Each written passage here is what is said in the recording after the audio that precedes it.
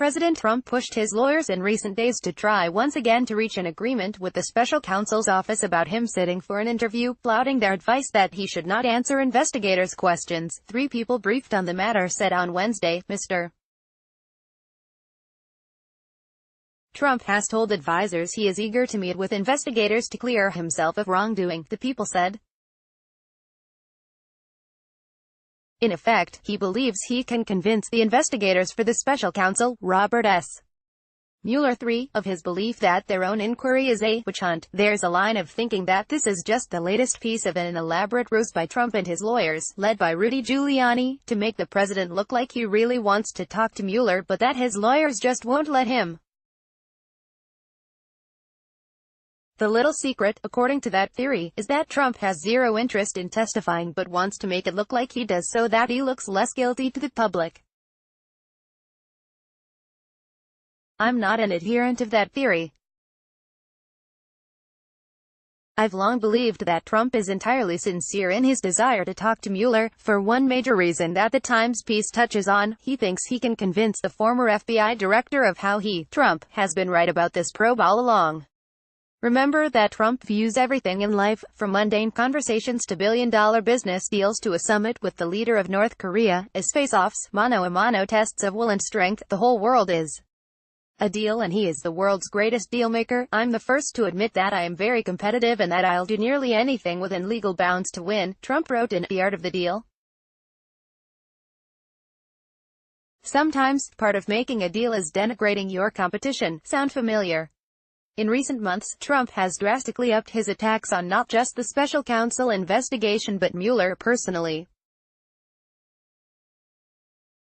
Is Robert Mueller ever going to release his conflicts of interest with respect to President Trump, including the fact that we had a very nasty... This sort of chest-thumping is the kind of stuff Trump has done in advance of a showdown that he expects to happen. Think of Little Rocket Man and the other taunts Trump lobbed at North Korean dictator Kim Jong-un prior to the duo's historic summit in Singapore earlier this summer.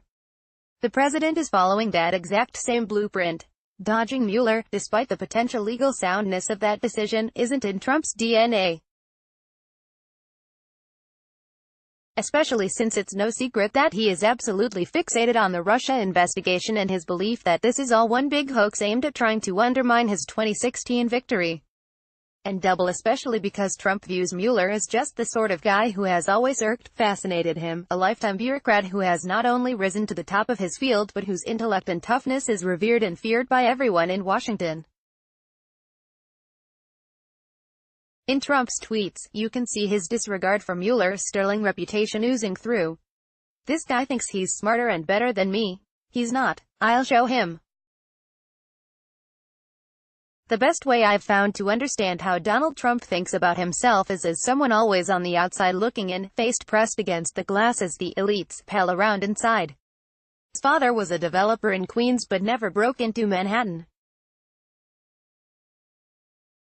When Trump the younger took on Manhattan, the old money elites didn't want him in their clubs. He was too brash, too uncouth.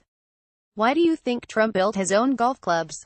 You can't deny membership to the guy who built the club. When he came to Washington in 2011, wanting to be taken seriously as a presidential candidate, he was mocked and laughed at by President Barack Obama and the Washington political establishment. I hate it. I meet these people. They call it the elite, Trump said on the campaign trail recently. We got more money, we got more brains, we got better houses and apartments, we got nicer boats, we're smarter than they are and they say they're the elite. You're the elite, we're the elite. The idea of a man-to-man showdown, sit-down with Mueller is just more of the same in Trump's mind.